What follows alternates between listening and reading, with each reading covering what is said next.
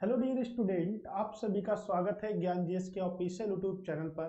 तो जैसा कि आपको पता है कि उत्तर प्रदेश की लगातार क्लासें आपके समक्ष प्रस्तुत होती आ रही हैं और ये कॉन्सेप्ट आपका लगातार जारी भी रहेगा। तो मैं आपसे बात कर रहा हूं कि उत्तर प्रदेश की हम बहुत सारी क्लासों को देख चुके हैं, यानी कि आपको पता है कि हमने हर चैप्टर को एक अच्छे से कवर किया है, उसके एमसीक्यू फॉर्मेट को देखा है और कितने प्रश्न आज तक उत्तर प्रदेश स्पेशल से पूछे गए हैं उन सभी को हमने वन बाय वन देखा है। तो आज का टॉपिक हमारा शिक्षा साहित्य व पत्र पत्रिकाएं हैं, यानी कि आज हम बात करेंगे एजुकेशन से रिलेटेड। उत्तर प्रदेश के अंतर्गत जितने भी विश्वविद्यालय, ये जितनी भी यूनिवर्सिटी बनाई गई हैं उन सभी की चर्चा करेंगे, पत्र पत्रिकाओं की चर्चा करेंगे और जो भी साहित्य लिखे गए हैं आज उनकी चर्चा करेंगे। तो ये very very most important topic है और ये इतना अच्छा टॉपिक है कि आप इसकी समृद्धि को समझिएगा कि एजुकेशन के सेक्टर में हम भी हैं, आप भी एजुकेशन के सेक्टर से हैं, तो हम कैसे कैसे चीज़ों को आगे बढ़ा सकते हैं कि एजुकेशन कैसे स्टार्ट हुई। तो मेरा क्वेश्चन आपसे सब इतना सा है कि आप बताइएगा कि शिक्षा दिवस कब बनाते हैं, शिक्षा दिवस कब बनाते हैं।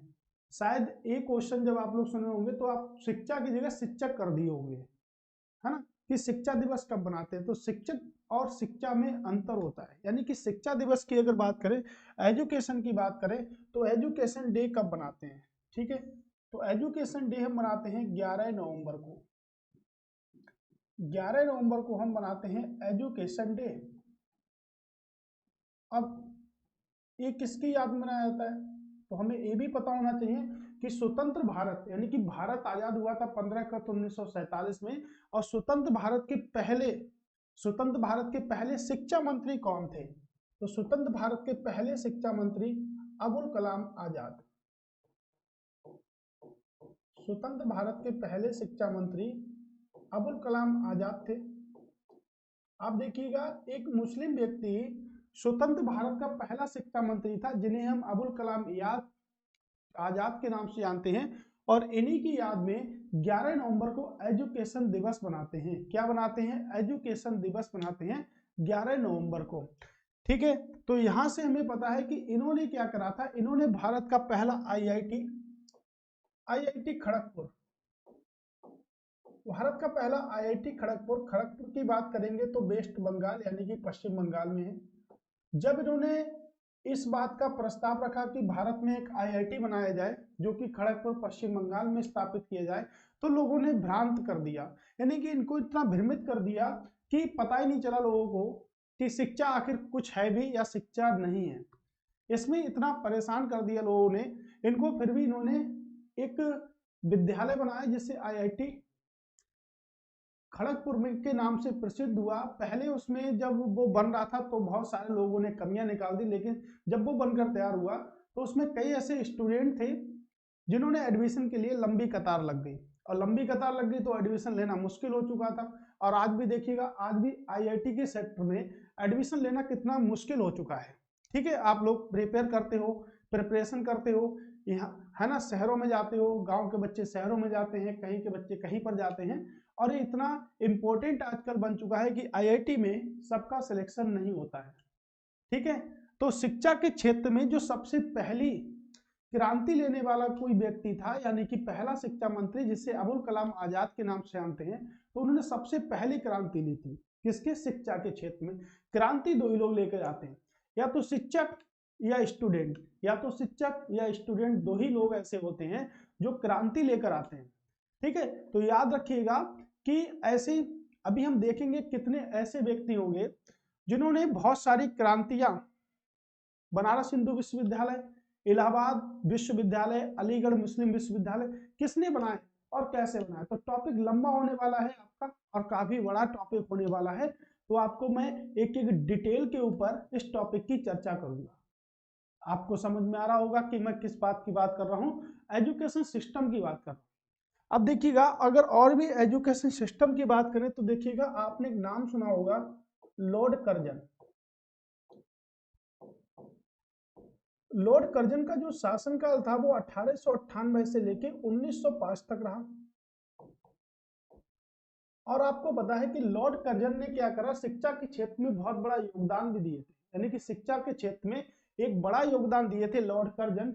क्योंकि जिस विश्वविद्यालय में हम पढ़ सकते हैं, जिस विद्यालय को हम कहते हैं यूनिवर्सिटी अधिनियम, यूनिवर्सिटी अधिनियम कब आया था, तो यूनिवर्सिटी अधिनियम 1904 में आया था और इसे लागू किया गया था 1905 में। तो पूछा जा सकता है कि जब विश्वविद्यालय अधिनियम आया था तो उस समय भारत का वायसराय कौन था।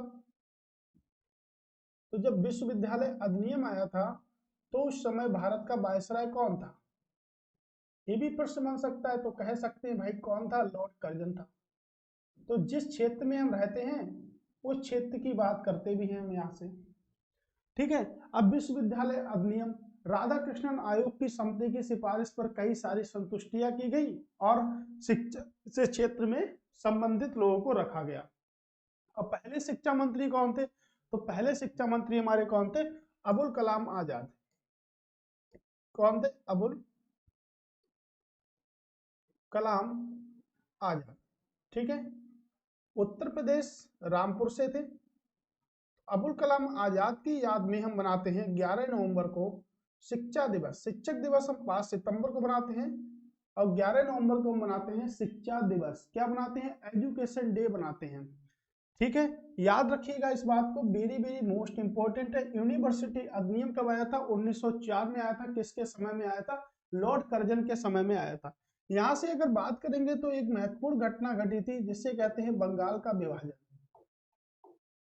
कई बार प्रश्न आता है कि बंगाल के विभाजन के समय भारत का वायसराय कौन था, तो पूरी तरह से बंगाल का विभाजन हुआ था 16 अक्टूबर 1905 को। 16 अक्टूबर 1905 को पूरी तरह से बंगाल का विभाजन हो गया था। क्या हो गया था, बंगाल का विभाजन हो गया था पूरी तरह से 16 अक्टूबर 1905 को। और बंगाल विभाजन के समय वायसराय कौन था, तो हम कह सकते हैं बंगाल विभाजन के समय जो वायसराय था वो कौन था, आपका लॉर्ड कर्जन। कौन था, लॉर्ड कर्जन बंगाल विभाजन के समय वायसराय था, ठीक है। इस प्रकार हमने कुछ सिस्टम को देखा। उसके बाद देखिएगा ये सिस्टम है हमारा 1981 में। अब बात की जा रही है 1981 में, स्वतंत्र हो चुका था भारत, स्वतंत्र हो चुका था उत्तर प्रदेश। अब बात हम करेंगे 1981 की। तो 1981 में राज्य शैक्षिक अनुसंधान यानी कि राज्य आधारित है व प्रशिक्षण परिषद की स्थापना की गई। पहला पॉइंट तो यही है कि राज्य शैक्षिक अनुसंधान व प्रशिक्षण परिषद की स्थापना कब की गई, तो 1981 में की गई थी, 1981 में की गई थी। ये याद रखिएगा, ये जो पॉइंट है ये मोस्ट इंपोर्टेंट है। प्रारंभिक शिक्षा विभाग कहाँ पर है, इलाहाबाद में है।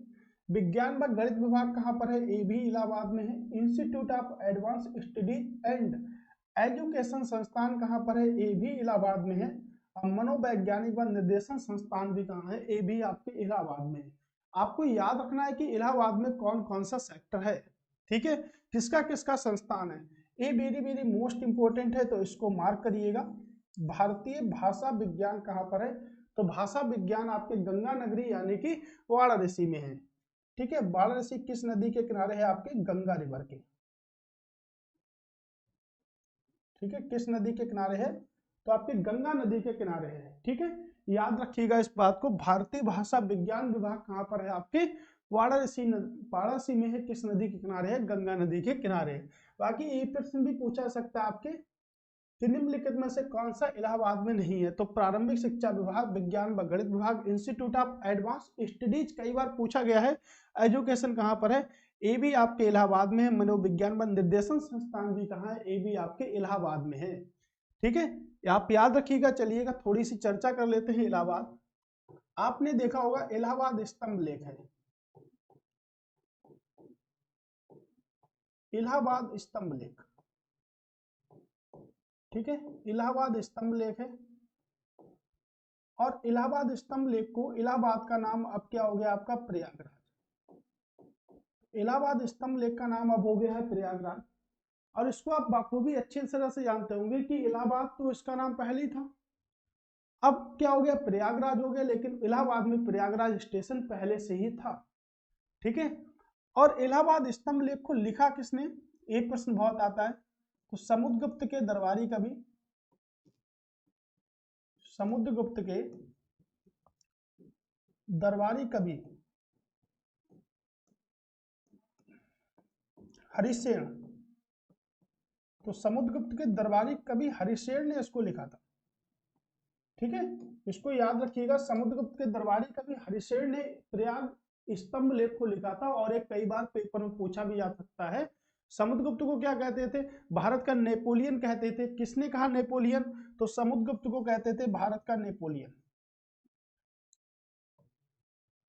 भारत का नेपोलियन कहते थे।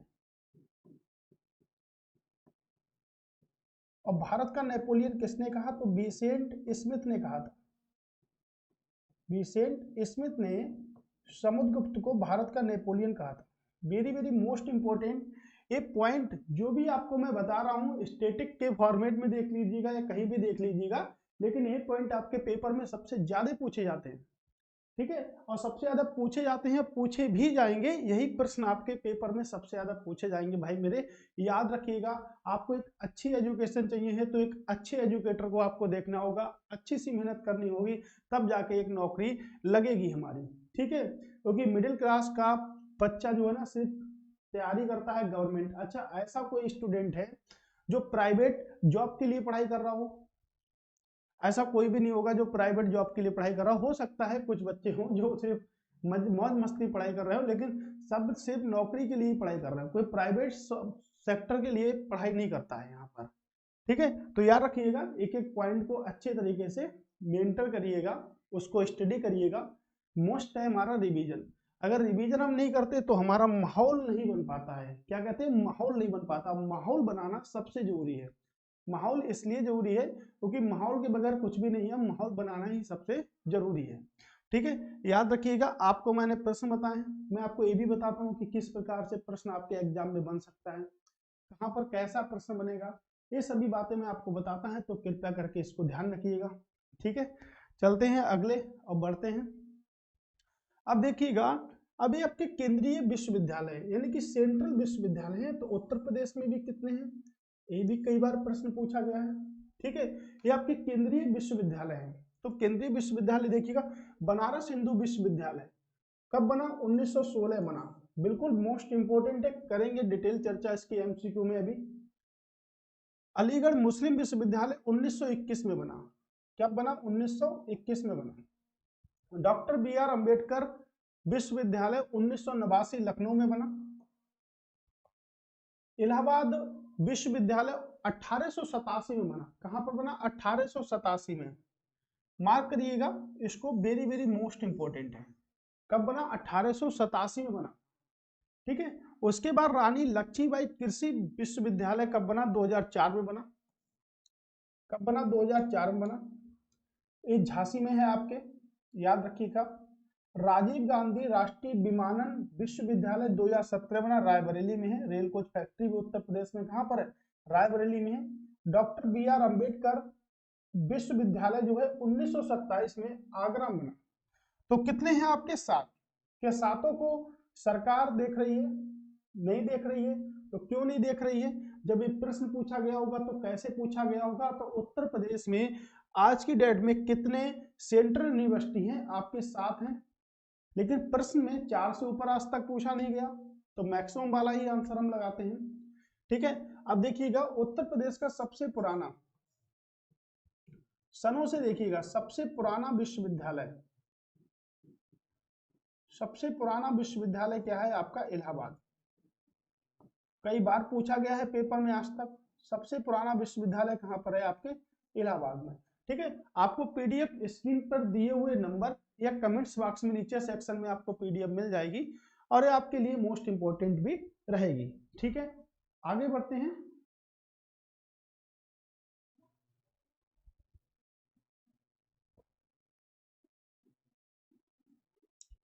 अब आगे देखते हैं। अब देखिएगा कि पंडित दीनदयाल विश्वविद्यालय 1957 में कहां पर? आपके गोरखपुर में। संपूर्ण संस्कृत विश्वविद्यालय 1958 कहां पर? आपके वाराणसी में। छत्रपति साहूजी महाराज विश्वविद्यालय आपके कानपुर में।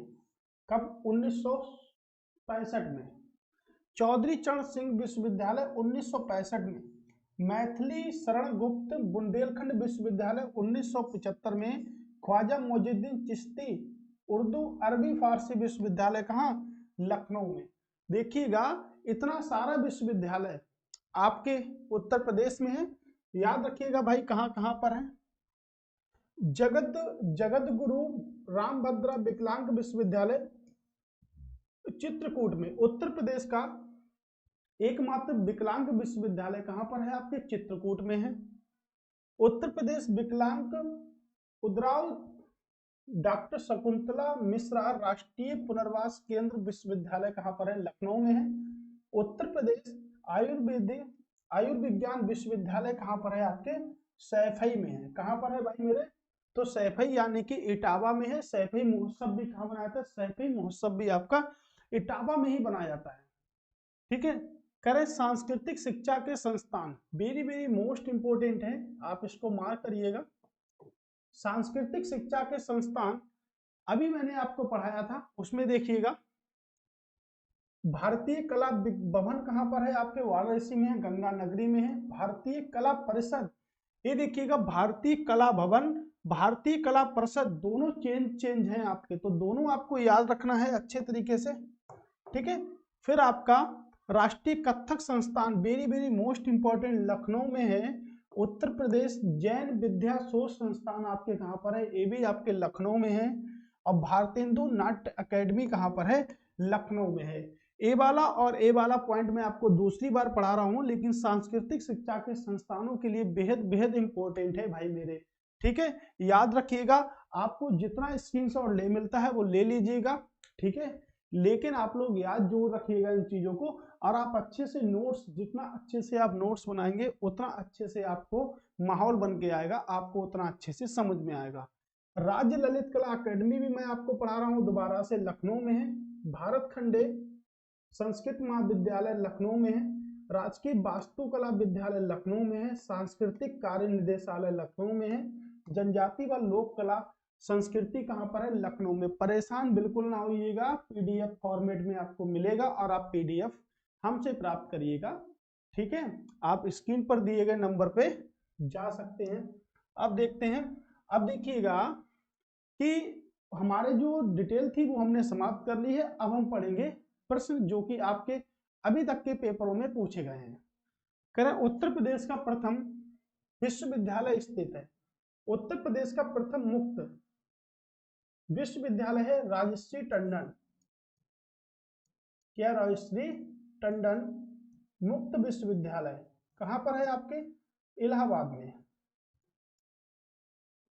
ठीक है, कहां पर है, इलाहाबाद में। ठीक है, कहां पर है, आपके इलाहाबाद में। ठीक है, तो आंसर क्या होगा भाई मेरे, राजश्री टंडन है, कहां पर है, आपके इलाहाबाद में है। इलाहाबाद आपके गंगा यमुना सरस्वती गोरखपुर किस नदी के किनारे है, राप्ती नदी। गोरखपुर राप्ती नदी के किनारे, याद रखिएगा। आगरा यमुना नदी के किनारे है। आगरा किस नदी के किनारे है, यमुना नदी के किनारे। ठीक है, इसको याद रखिएगा। अगला प्रश्न है कि बनारस हिंदू विश्वविद्यालय का शिलान्यास किसने किया था। एनी बेसेंट ने किया था, लॉर्ड हार्डिंग ने किया था, मदन मोहन मालवीय ने किया था, भभूति नारायण सिंह ने किया था। आपको बता दें कि बनारस हिंदू विश्वविद्यालय की जो स्थापना है 1916 में की गई थी। कब की गई थी, 1916 में। तो जब 1916 में जब स्थापना की गई थी तो उस समय भारत के वायसराय थे Lord Chelmsford. Lord Chelmsford viceroy थे क्योंकि इनका शासनकाल 1916 से लेके 1921 तक था। तो बनारस हिंदू विश्वविद्यालय का जो शिलान्यास किया है वो किसने किया है, मदन मोहन मालवीय।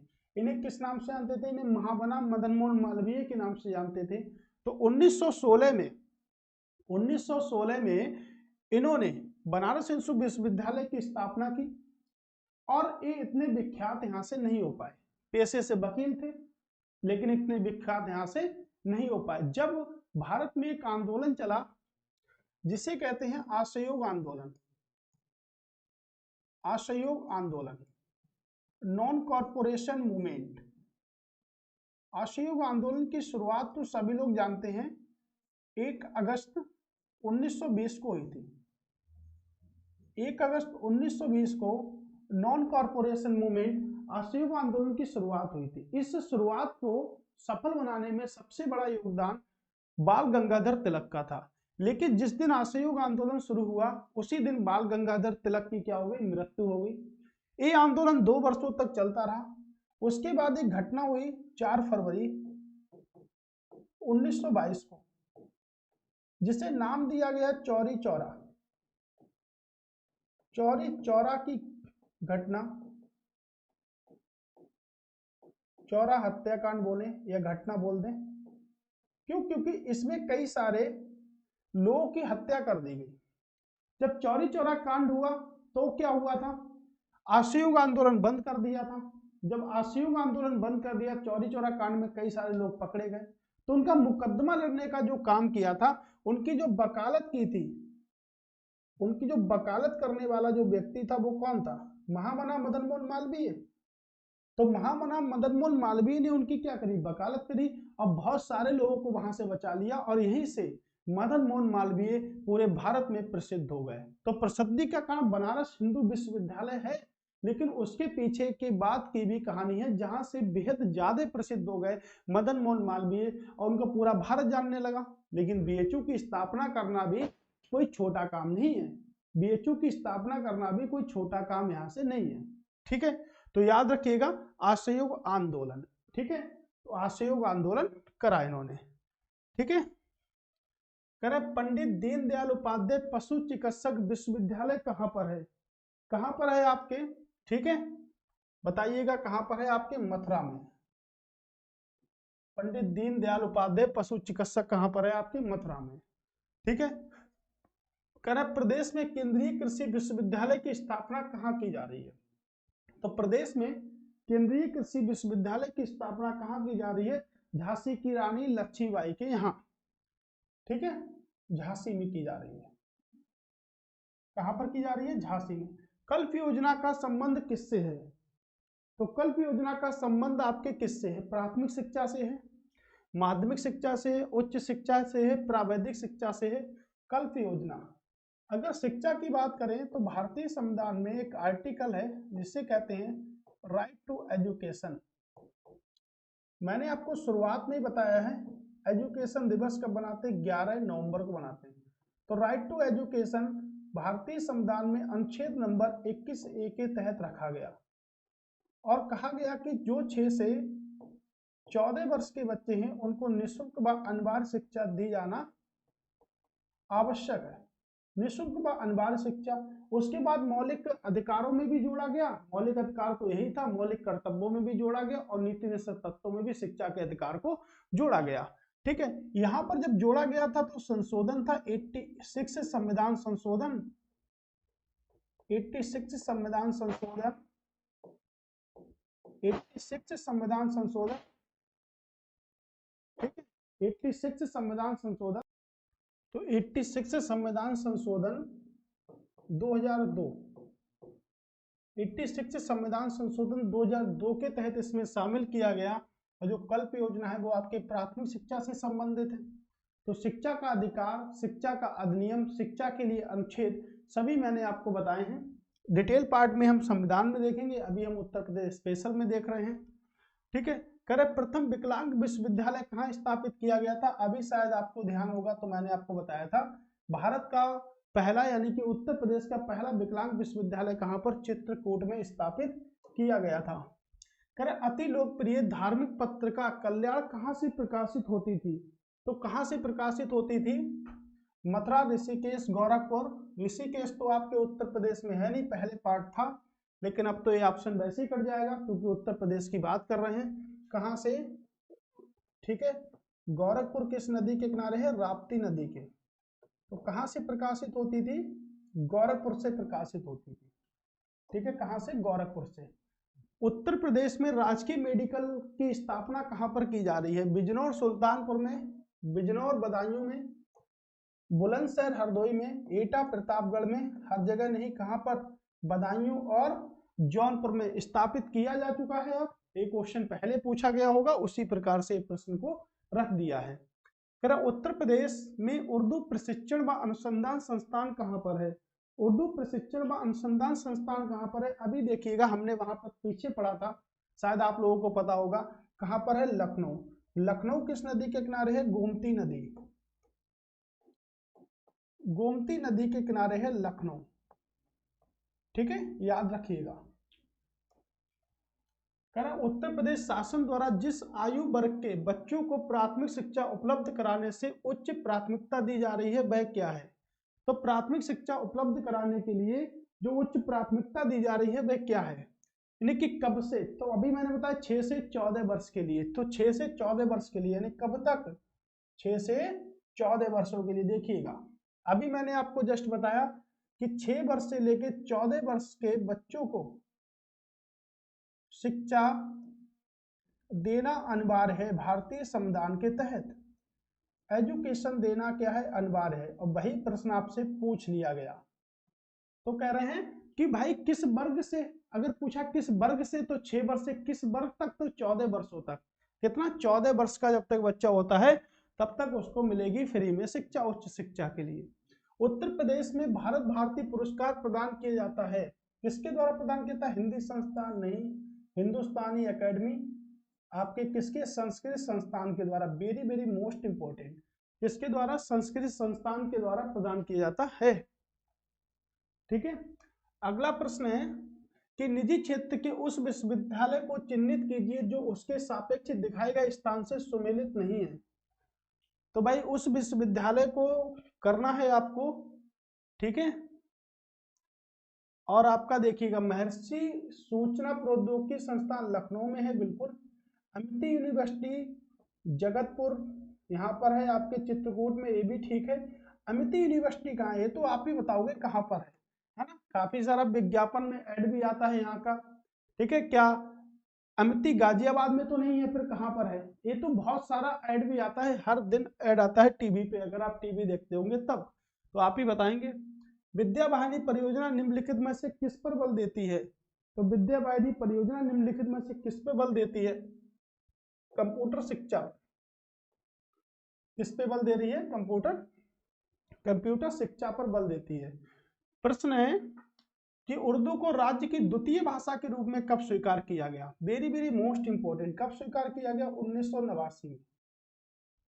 कब स्वीकार किया गया? तो 1989 में से स्वीकार किया गया था, ठीक है।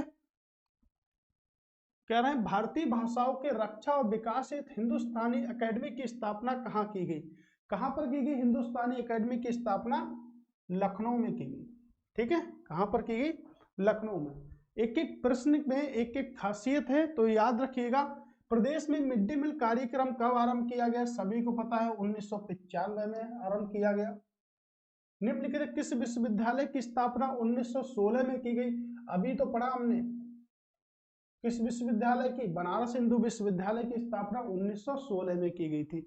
डिटेल पढ़ना हमारे लिए बहुत जरूरी है। शुरुआत में मैंने आपको बताया। सरदार वल्लभ भाई पटेल कृषि विश्वविद्यालय कहाँ पर है? तो सरदार वल्लभ भाई पटेल कृषि विश्वविद्यालय कहाँ पर है? बताइएगा आप लोग, कहाँ पर होगा सरदार वल्लभ भाई पटेल कृषि विश्वविद्यालय? ये देखिए कानपुर में चंद्रशेखर आजाद यूनिवर्सिटी है, और कृषि विश्वविद्यालय आपके कहाँ पर है? मेरठ में है। कहाँ पर है? आपके मेरठ। बहुत सारे प्रश्न हैं, देखिएगा। निम्नलिखित में से भारत का पहला केंद्रीय विश्वविद्यालय? इलाहाबाद विश्वविद्यालय। क्या होगा? इलाहाबाद विश्वविद्यालय। पढ़ा चुका हूं मैं, इसीलिए स्पीड से थोड़ा करा रहा हूं। कन्हैयालाल मणिलाल केंद्रीय संस्थान कहाँ पर है? तो कन्हैयालाल मणिलाल केंद्रीय संस्थान आपके कहाँ पर है? ठीक है, आगरा में है क्या? बिल्कुल ठीक है, आगरा में ही है। निम्नलिखित में से कौन सा राज्य विद्यालय है? तो निम्नलिखित में से कौन सा राज्य विद्यालय? देखिएगा, एक केंद्रीय है, ए भी केंद्रीय है, ए भी केंद्रीय है। शुरुआत में पढ़ाया था कि प्रश्न इस टाइप से पूछे जाते हैं। Option number D, option number D इसका राइट आंसर होगा, ठीक है। अब देखिएगा, ये प्रश्न है और कितना अच्छा सा प्रश्न है, स्टेटमेंट में आरओ के एग्जाम में ही पूछा गया है आज तक, ठीक है। क्या है? कह रहा है, मानिएगा, कारण है, कथन है, कौन कौन सा सही है। उत्तर प्रदेश में शिक्षा मित्र योजना ग्रामीण युवा शक्ति को अपने ही ग्राम में शिक्षा द्वारा सेवा करने का अवसर उपलब्ध कराती है। तो शिक्षा मित्र योजना जो है वो अपने ही क्षेत्र में, अपने ही ग्राम में शिक्षा द्वारा सेवा करने का अवसर उपलब्ध कराती है। तो आपको पता होगा, आपकी नजर में भी शिक्षा मित्र होंगे, तो शिक्षा मित्र अपने ही शहर में रहते हैं और वहां पर उपलब्ध कराती है। तो बिल्कुल ये कथन बिल्कुल मेरा ठीक है। मानकानुसार अध्यापक छात्र अनुपातों को बनाए रखना उद्देश्य, ये तो बिल्कुल कर सकते हैं, यानी कि ऑप्शन ए बार दोनों सही है, सही व्याख्या भी करता है इस प्रश्न की। ठीक है, करे पूर्ण रूप हिंदी का पहला समाचार पत्र उतंड मार्टन जो 1826 में कोलकाता में कानपुर के संपादक में प्रकाशित हुआ, इसके संपादक कौन थे? अब इसने पूरा दे दिया कि हिंदी का पहला समाचार जो पत्र है वो क्या है, मार्टंड है। 1926 में हुआ, किसने किया, कोलकाता के। कानपुर के युवा ने किया, नाम क्या था, जुगल किशोर मिश्र। क्या नाम था, जुगल किशोर मिश्र। इसका एकदम राइट आंसर था। मजबूती से आंसर को मजबूती से लगाना है और आप लगा के रहेंगे, मुझे भी उम्मीद है। उत्तर प्रदेश प्राथमिक शिक्षा के लिए स्कूल चलो अभियान पढ़ना है सबको, सेवार्थ आइए शिक्षार्थ जाइए, 2001 में स्कूल चलो अभियान। ठीक है, उत्तर प्रदेश में राज्य सरकार की कृषि विश्वविद्यालय की संख्या कितनी है? तो राज्य सरकार के कृषि विश्वविद्यालय की संख्या कितनी है, 4 है। कितनी है, 4 है। ठीक है, आप बताइएगा क्या होगा। ठीक है, उत्तर प्रदेश संस्कृत संस्थान की स्थापना हुई कब हुई? 1950 में, 1955 में, 1965 में या 1976 में? कब हुई? तो 1976 में हुई। कब हुई? तो 1976 में हुई। उत्तर प्रदेश उर्दू अकेडमी की स्थापना कब हुई? उत्तर प्रदेश उर्दू अकेडमी की स्थापना हुई 1972 में। कब हुई? 1972 में। ठीक है, स्क्रीनशॉट भी लेते चलिएगा। करेक्ट, काशी विद्यापीठ के संस्थापक कौन है? देखिए, काशी विश्वविद्यालय नहीं पूछा, विद्यापीठ पूछी है। कौन है? मदन मोहन मालवीय तो होंगे नहीं, आचार्य नरेंद्र देव, शिव बाबू, शिव प्रसाद गुप्त। ठीक है, महात्मा गांधी नहीं है। कस्तूरबा गांधी बालिका विद्यालय योजना की शुरुआत कब हुई? बिल्कुल 2004 में हुई थी। कब हुई थी? 2004 में हुई थी। उत्तर प्रदेश में सामान्य केंद्रीय विश्वविद्यालय हैं कितने? 4। ठीक है, पहले बता दिए। प्राथमिक स्कूलों में केंद्र का पोषाहार सहायता कार्यक्रम कब शुरू किया गया? तो पोषाहार सहायता कार्यक्रम कब शुरू किया गया? 1995 में। ये भाई है आपका मिड डे मील। क्या है ये है आपका मिड डे मील, है ना। पोषाहार पूछे या मिड डे मील पूछे, बात एक ही है। तो ठीक है, क्लास हमारी यहीं पर समाप्त होती है। आपको क्लास कैसी लगी आपको बिल्कुल बताना है। अब मैंने आपसे एक प्रश्न पूछा था, प्रश्न क्या पूछा, अब मैं आपसे प्रश्न पूछता हूं कि इलाहाबाद का उल्लेख सबसे पहले किस वेद में किया गया? इलाहाबाद का उल्लेख सबसे पहले किस वेद में किया गया? आंसर जरूर कमेंट बॉक्स में बताइएगा आप सभी लोग। नमस्कार दोस्तों, जय हिंद, वंदे मातरम।